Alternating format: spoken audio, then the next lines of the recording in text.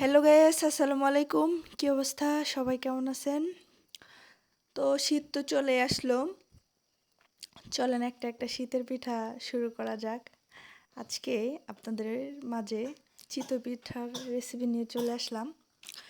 চিতই পিঠা কীভাবে তৈরি করলাম সেটা আজকে আপনাদেরকে দেখাবো।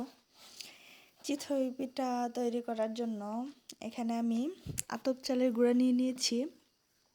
গুঁড়াগুলো আমি কুসুম গরম পানি দিয়ে ভালো করে মেখে নিব। এরপর কিছুক্ষণ রেখে দিব।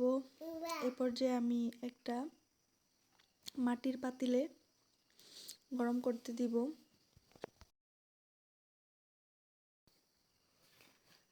মাটির হাঁড়িটা গরম হয়ে গেলে এর মধ্যে আমি চিতই পিঠার যে গোলাটা আছে সেটা দিয়ে দিব। তারপর একটা ঢাকনা দিয়ে ঢেকে দিব।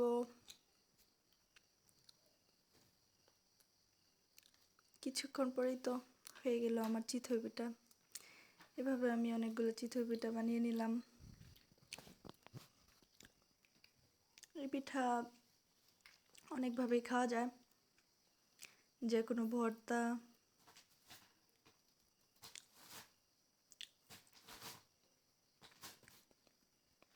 দিয়ে অথবা শুধু শুধু খাওয়া যায়। আবার চাইলে দুধ দিয়ে ভিজিয়ে দুধ চিতইও বানানো যায়। সো আজকে এমনিতে নর্মালি দেখাচ্ছি, এরপরে স্টেপ বাই স্টেপ সব রেসিপি ইনশাল্লাহ দেখাবো। সো আজকে চিতই পিঠার রেসিপিটি কেমন লাগলো অবশ্যই জানাবেন। ভিডিওটি ভালো লাগলে লাইক, কমেন্ট এন্ড শেয়ার করতে ভুলবেন না।